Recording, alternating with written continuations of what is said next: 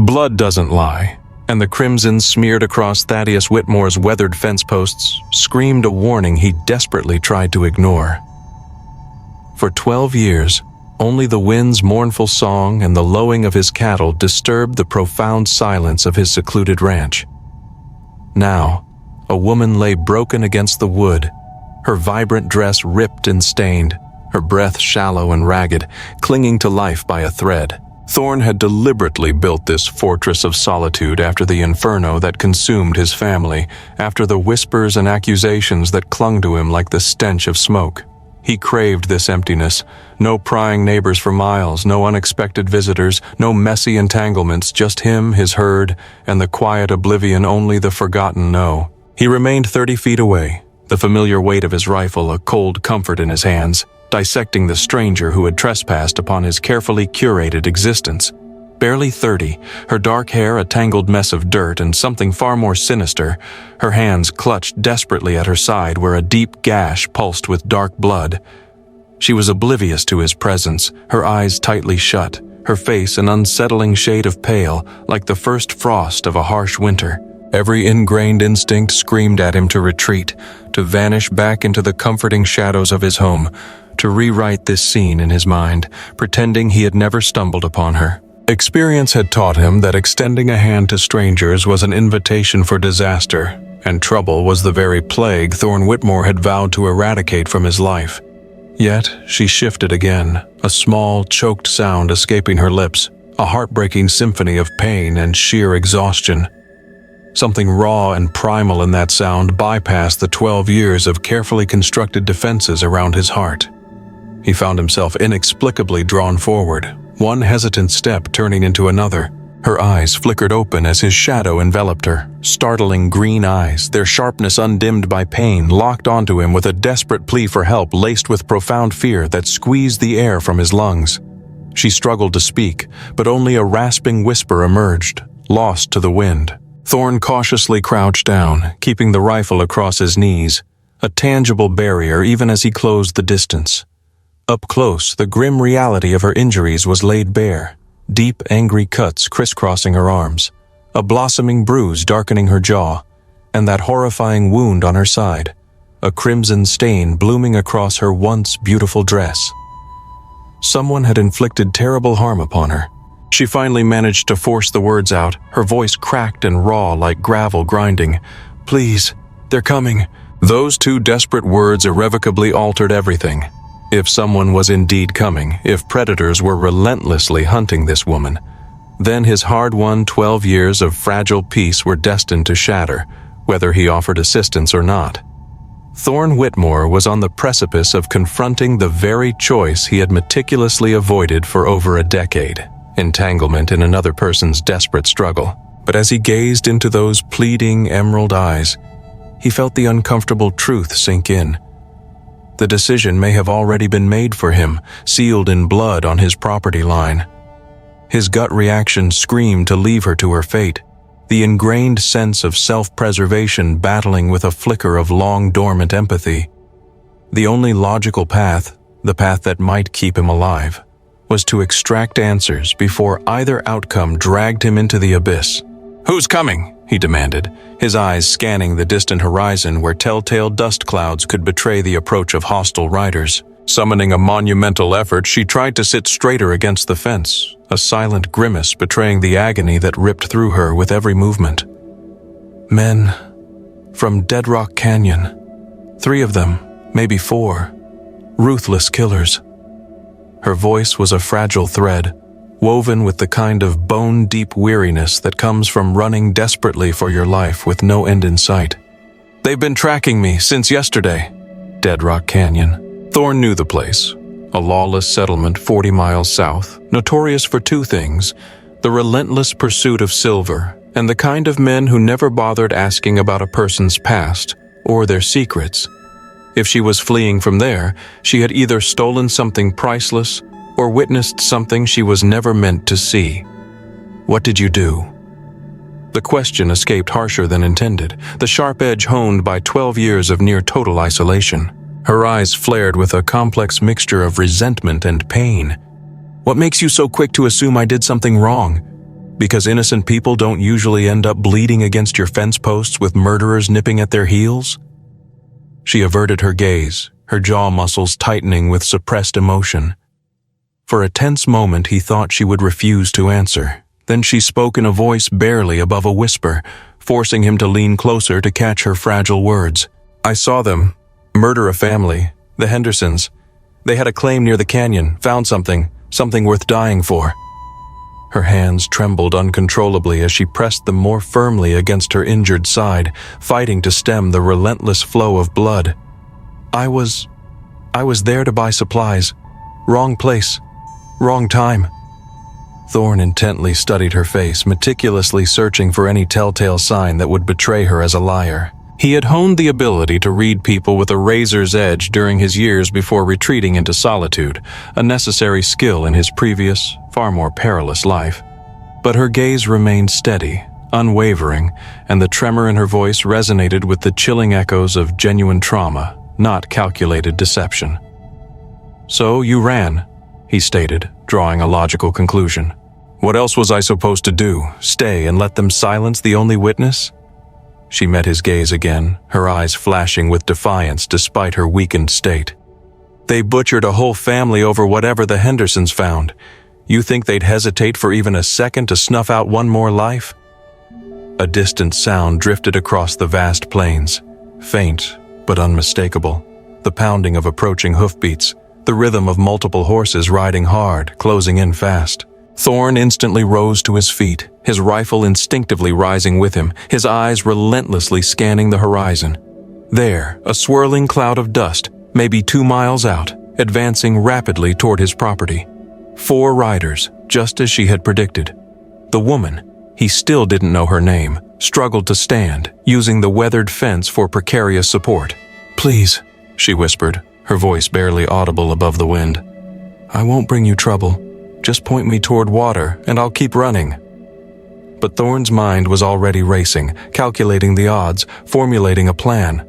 4 armed men, desperate and ruthless enough to erase an entire family. If they were willing to murder for some hidden treasure, they wouldn't leave loose ends.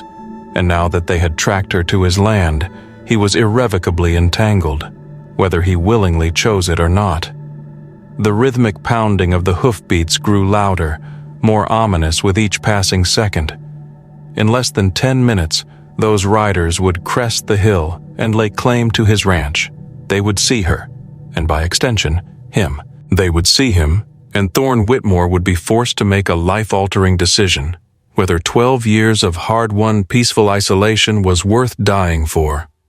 Thorne made his decision in the agonizing space between one heartbeat and the next, not because he was inherently brave, and certainly not because he was foolishly reckless. He made it because he recognized something hauntingly familiar in the woman's eyes, the same desperate, cornered look he had stared back at from his own reflection 12 years ago, a ghost he thought he had buried forever. Can you walk? He asked, already moving toward her, spurred into action by an overwhelming sense of urgency. She nodded, although the white-knuckled grip she maintained on the fence post suggested walking would be more a desperate hope than a tangible reality. My name's Seraphina Caldwell, she said, her voice gaining a fraction of strength as he slipped an arm carefully around her waist, supporting her fragile weight. Sarah. Thorne Whitmore, and we're about to become intimately acquainted with my root cellar. The cellar was his carefully considered insurance policy, a clandestine space hidden beneath the kitchen floor where he stored emergency rations and, if he was brutally honest with himself, where he had always envisioned hiding if the ghosts of his past ever managed to catch up with him. He had never remotely imagined sharing that sanctuary with someone else. As they hurried towards the house, Sarah stumbled, her legs buckling beneath her. Without conscious thought, Thorne swept her up into his arms, carrying her the remaining distance with surprising ease. She was lighter than he had anticipated, fragile in a way that stirred a long, dormant ache in his chest, a forgotten emotion he had ruthlessly suppressed for years.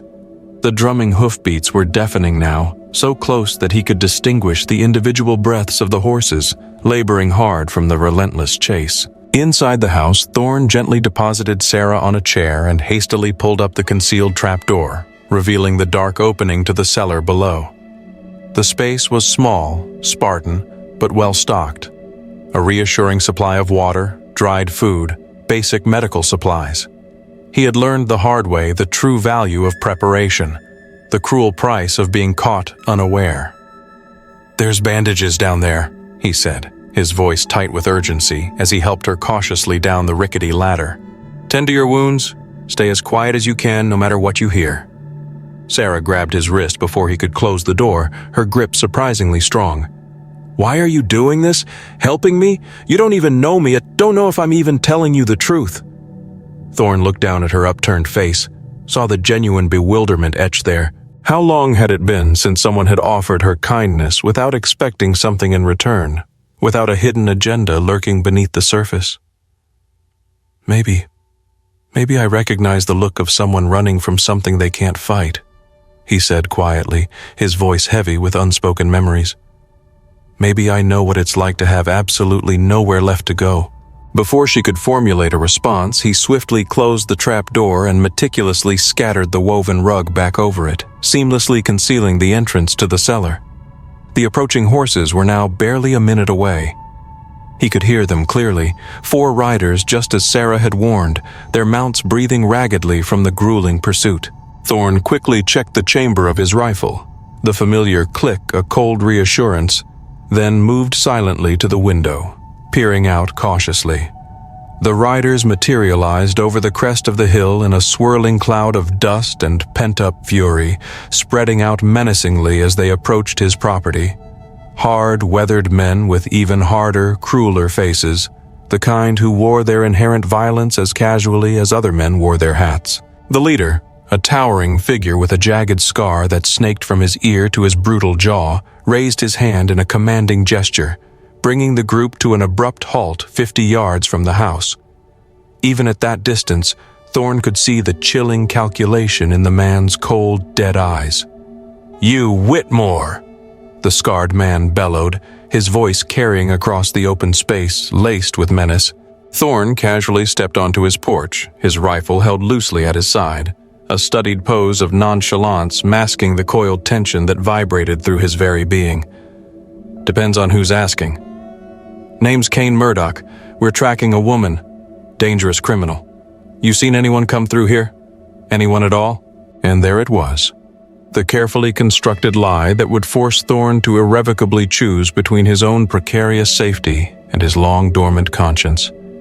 He could see the stark truth mirrored in Murdoch's eyes. This man had extinguished lives before, without remorse, and would not hesitate to do so again. Thorne had been no stranger to deception in his lifetime, during the war, in the aftermath of the war, and in the dark, desperate years that followed when truth was a luxury he simply couldn't afford. But as he stood on his porch, facing Kane Murdoch and his ruthless posse, he understood with chilling certainty that this particular lie would likely cost him everything he had painstakingly rebuilt, stone by painful stone. "Haven't seen a soul in weeks," Thorne stated, his voice deceptively steady despite the crushing weight of the rifle in his hands and the moral burden he was about to shoulder. "Gets damn lonely out here, but that's exactly how I prefer it." Murdoch's eyes narrowed perceptibly, relentlessly scanning the property with the practiced thoroughness of a seasoned predator who had tracked countless prey to their inevitable demise. His gaze lingered momentarily on the fence posts where Sarah's blood had already begun to dry, a stark, crimson stain against the weathered wood.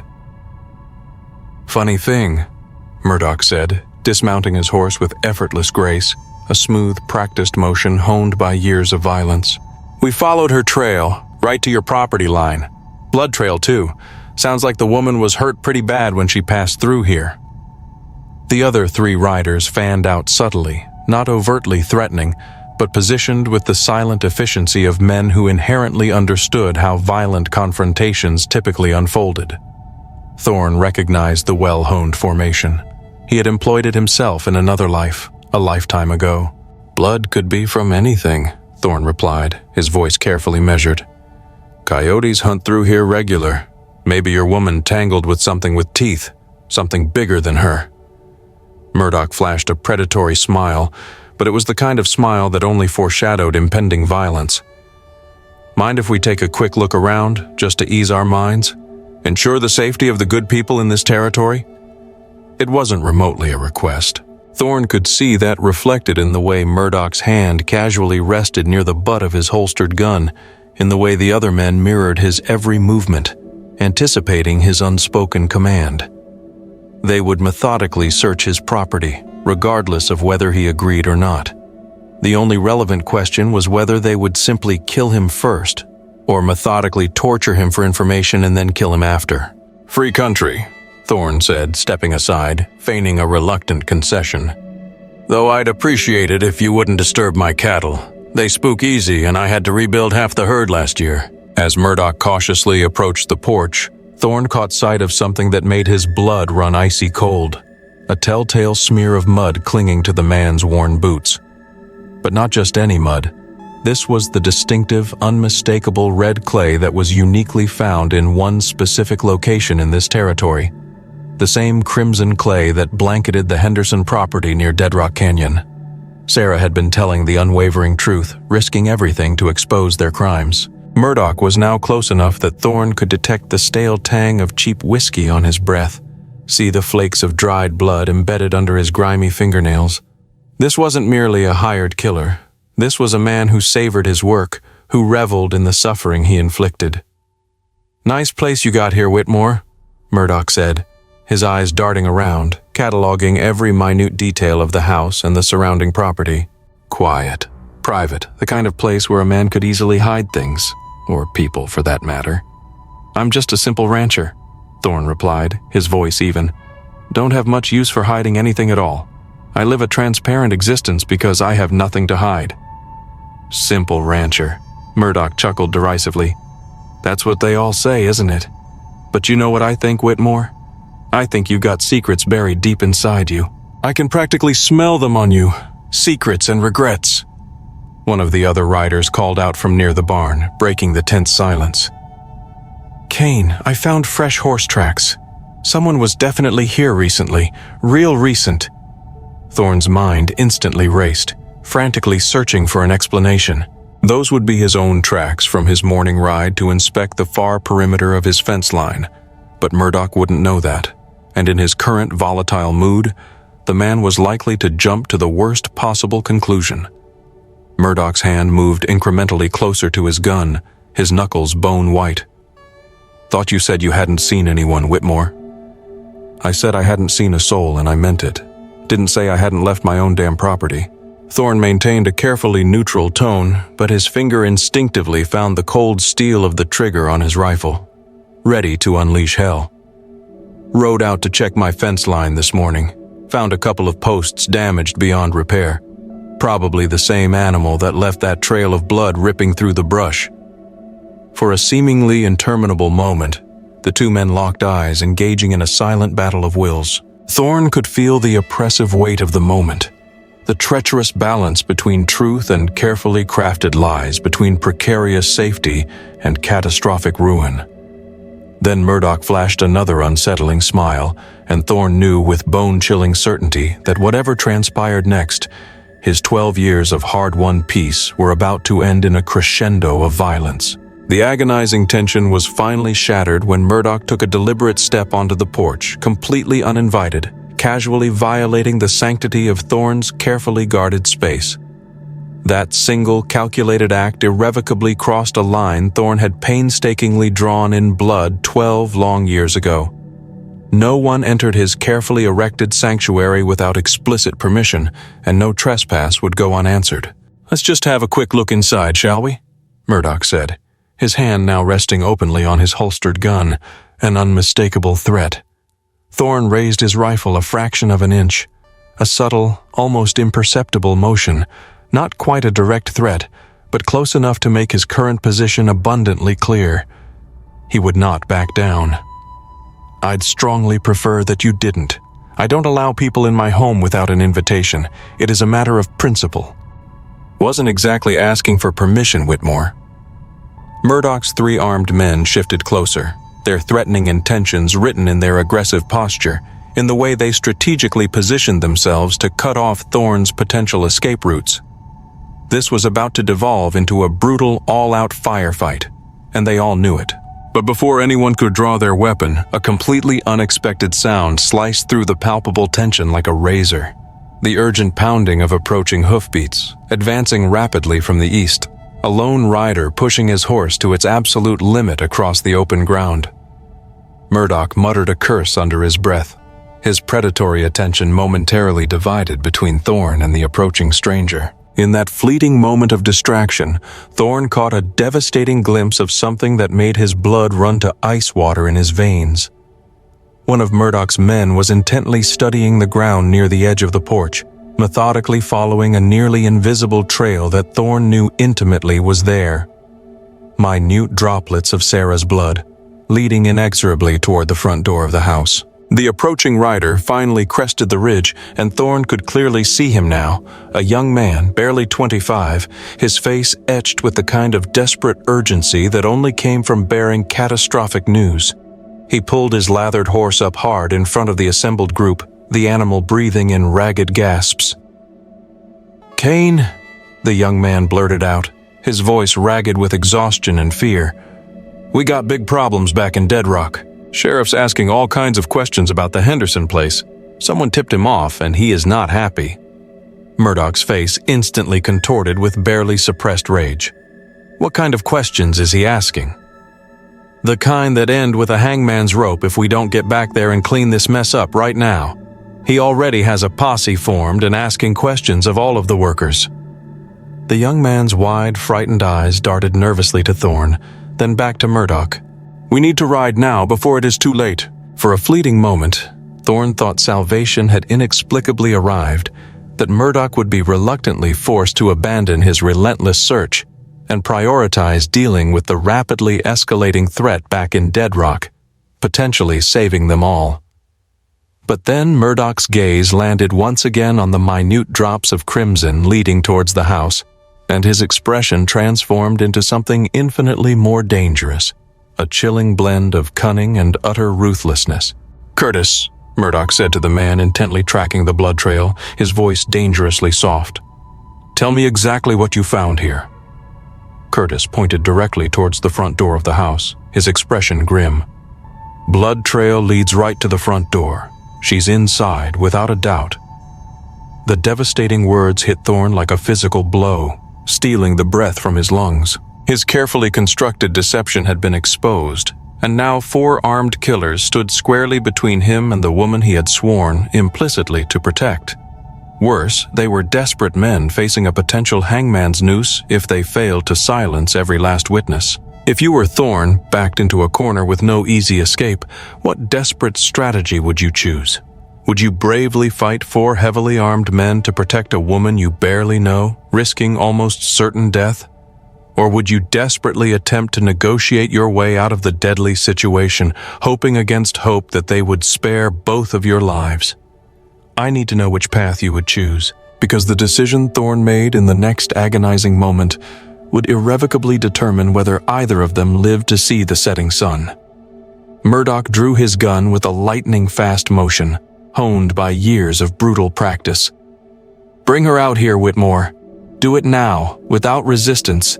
And maybe, just maybe, we'll make this quick and relatively painless for both of you. Cross me and your death will be the stuff of legends for miles around." But Thorn was already moving, his 12 years of carefully cultivated isolation and calculated detachment stripped away in an instant, brutally revealing the man he had been before. A man who had learned the hard way that sometimes the only viable choice was to fight, to defend, to protect the innocent, regardless of the cost. Thorn's rifle cracked like a thunderclap, echoing across the vast plains, and Curtis dropped to the dusty ground like a puppet with its strings cut, his gun still nestled uselessly in its holster. The gunshot reverberated like a dark judgment, and in a heartbeat, the tranquil ranch transformed into a deadly battlefield. Murdoch dove for cover behind his horse, instinctively using the animal as a shield, as Thorn's second expertly aimed shot splintered the porch post inches from where Murdoch's head had been moments before. The other 2 gunmen scattered, desperately seeking cover behind the water trough and the thick wall of the barn. Years of ingrained muscle memory took over, his actions becoming instinctive. Thorn's hands worked the rifle action with practiced speed and smoothness, reloading with fluid precision, just as he had learned in the war, just as he had desperately hoped he would never have to do again. "You've picked the wrong damn side, Whitmore," Murdoch shouted from behind the relative safety of his horse, his voice dripping with fury. "All of this for some worthless woman you don't even know? You are a bigger fool than I took you for." Thorn didn't waste his precious breath on a futile answer. Instead, he deliberately put a round through the water trough, sending a torrent of water gushing outwards and forcing the gunman behind it to scramble for less exposed cover. The messenger, young and visibly inexperienced in the savage realities of close-quarters gunfights, had already wheeled his horse around and was riding hard back towards the ridge, apparently deciding that whatever potentially awaited him back in Dead Rock Canyon was far preferable to facing Thorn Whitmore's deadly rifle. Smart kid. Murdoch appeared momentarily around his horse's flank, his pistol blazing. Bullets ripped and tore through the aged wood, sending a shower of painful splinters as Thorn instinctively dropped flat on the porch floor. Rolling behind the heavy wooden bench he had painstakingly built for quiet evenings, he knew he would now never have again. The pregnant silence that followed was even more unsettling than the chaotic gunfire. Thorn meticulously counted the remaining shots, calculated the angles of fire, mentally reviewed everything he had learned about surviving when desperately outnumbered. 2 ruthless gunmen remained, besides Murdoch, both of them possessing clear, unobstructed shots at the house if he exposed himself even for a moment. Then he heard it. A subtle sound that made his blood turn to ice in his veins, the unmistakable creak of the cellar trapdoor being slowly opened from below. "Don't!" he yelled out, his voice tight with panic, but it was already too late. Sarah's voice drifted up from the cellar, weak from her injuries, but laced with steely determination. "Let me help you. I can shoot. I'm not completely helpless. I have some experience." "Stay down there, damn it, it's too dangerous," Thorn hissed. But she was already climbing up the ladder, a pistol clutched tightly in her hand, his spare Colt revolver that he had carefully stashed with the emergency supplies for just such a nightmarish scenario. Murdoch overheard the hushed exchange and erupted in a chilling, triumphant laugh, a sound like shattering glass. "That's right, girl, come on out. Let's finish what we started back at the Henderson place, shall we? This time there will be no witnesses to run and hide." Sarah appeared beside Thorn, her face ashen but her hands remarkably steady on the unfamiliar gun. Fresh blood had already soaked through the makeshift bandages she had applied to her injured side, but her startling green eyes burned with a fierce intensity, fueled by something far beyond physical pain. "They murdered a little girl," she whispered to Thorn, her voice trembling with suppressed grief. "Sarah Henderson. She was only 8 years old, just a baby. They murdered her in cold blood because she saw them kill her parents. They are monsters." The devastating words hit Thorn like a volley of bullets. The image of the innocent 8-year-old child seared into his mind, an unbearable weight on his conscience. Suddenly, this wasn't simply about protecting a stranger anymore. It was about meting out justice for the innocent victims these heartless men had ruthlessly butchered, about avenging the senseless loss of a child's life. "How many rounds do you have left?" Thorn asked, his voice grim. 5 in the gun plus whatever's in your belt." Thorn quickly checked the remaining rounds in his rifle. 3 rounds left against Murdoch and 2 experienced killers. It is not enough for a straight-up fight." But then he remembered something, a dangerous idea sparking in his mind. The old mining explosives he kept stored in a locked box in the barn, intended for clearing stubborn tree stumps. Storing them was reckless, but they were incredibly effective for far more than simply moving rocks. "Can you keep them pinned down? Keep them busy for exactly 2 minutes? Can you manage that?" he asked urgently, his eyes locking onto hers. Sarah nodded grimly, though beads of sweat glistened on her forehead from the combined effects of pain and sheer physical exertion. "What are you planning to do? What is your strategy here, Thorn?" "Something monumentally stupid and extremely risky. Pray that it works."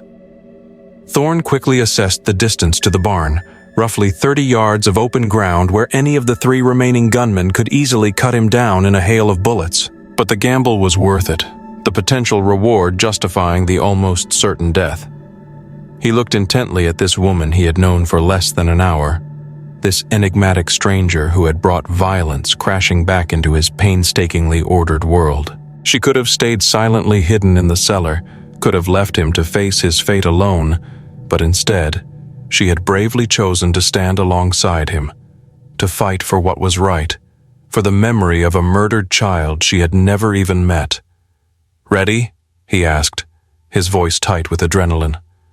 Sarah resolutely positioned herself at the corner of the porch, the Colt revolver steady in her trembling hands. For Sarah Henderson, Thorne sprinted towards the barn as Sarah opened fire, her well-aimed shots forcing Murdoch and his men to keep their heads down, disrupting their aim. But those 30 yards had never seemed so impossibly long, and Thorne knew that at any second, one of those cold-blooded killers would risk everything to silence Sarah's gunfire and take a clean shot at his exposed back. Thorne's boots hit the hard-packed barn floor as a bullet whistled past his ear, close enough for him to feel the searing heat behind him. Sarah's Colt barked again, maintaining the pressure, keeping the killers from advancing.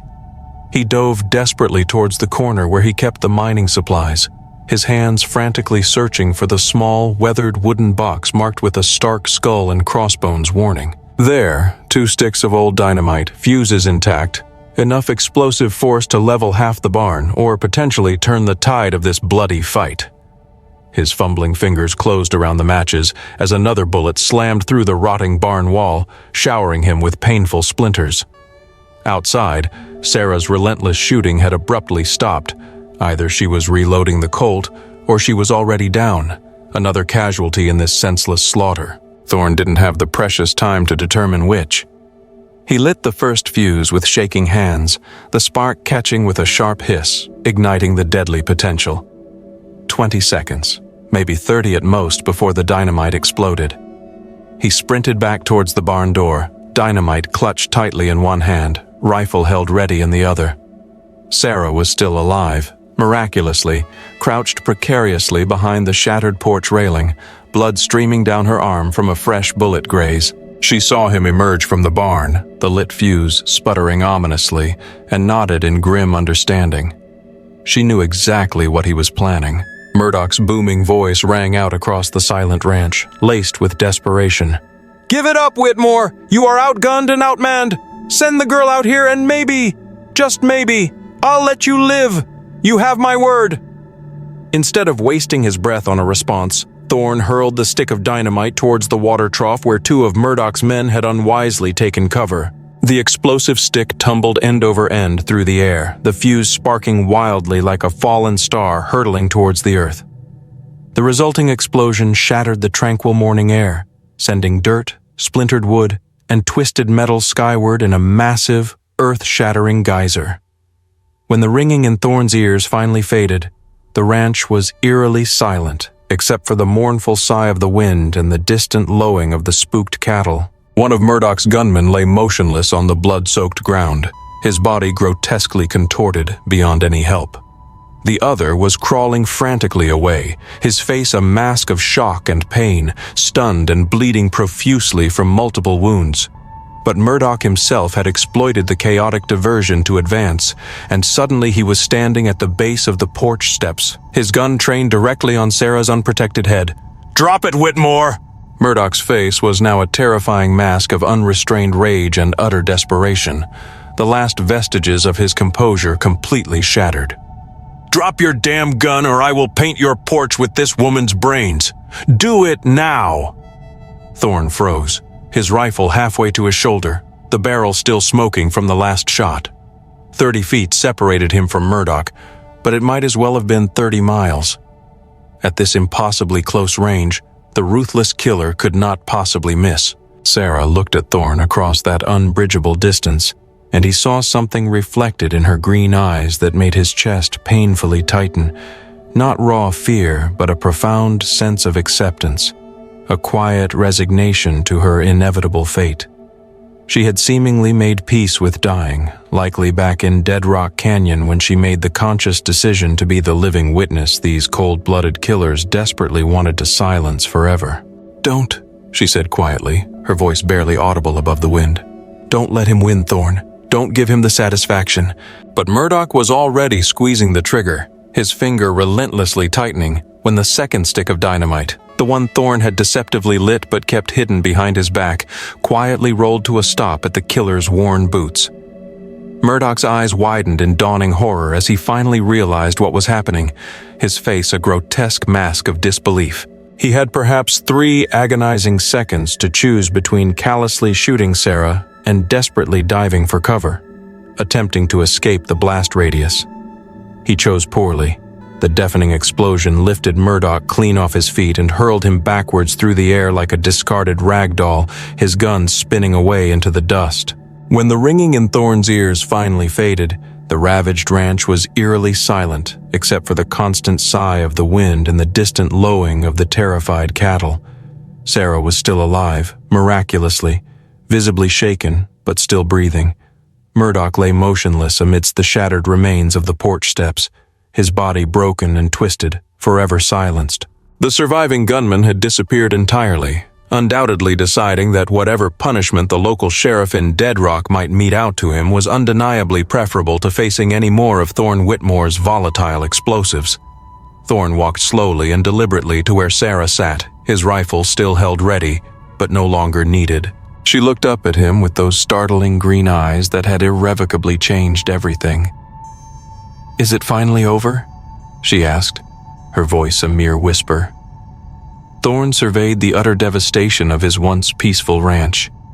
The shattered porch, the newly formed crater where his water trough used to be, the blood soaking into the parched earth that had known only peace and quiet for the last 12 years. "Yeah," he said, reaching down to gently help her stand. "It's finally over." 3 days later, Sheriff Morrison arrived from Dead Rock Canyon with a hastily assembled posse and a long list of probing questions. He found Thorn diligently repairing his battered porch while Sarah sat nearby, her physical wounds gradually healing, but her presence already feeling deeply permanent in ways that neither of them had consciously planned for. Morrison was a decent man, known for his inherent honesty in a territory where honesty was often a fatal liability. He listened intently to their harrowing story, methodically examined the gruesome evidence, and nodded gravely when Thorn handed over the sample of valuable silver ore that Murdoch had been carrying in his saddlebags, the damning evidence of the motive that had gotten the Henderson family brutally murdered.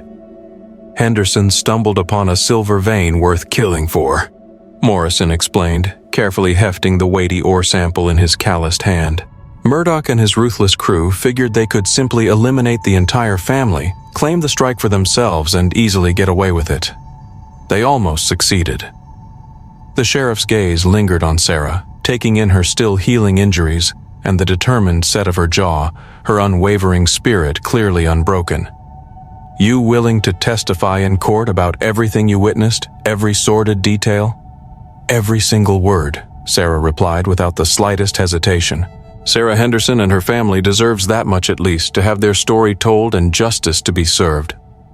Morrison nodded in grim understanding and turned his attention to Thorn. "And you, Whitmore, you have quite a reputation from your days in the war. Some folks might understandably wonder why a man with your particular skills and combat experience chose to hide himself away out here for so long, becoming a recluse."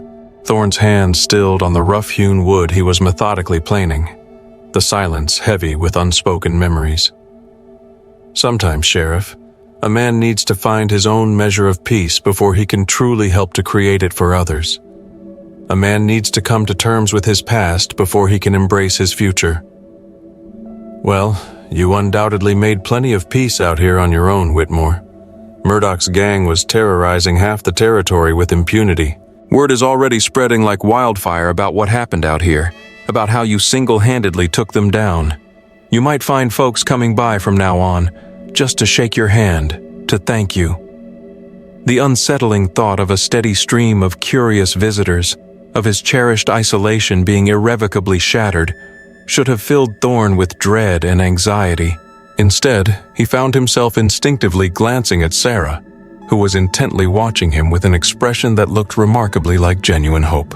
After Morrison and his weary posse finally departed, taking the bodies and their grim evidence back to Deadrock for proper burial and legal proceedings, Thorn and Sarah silently sat together on the partially rebuilt porch as the setting sun painted the expansive sky in breathtaking hues of fiery orange and deep violet.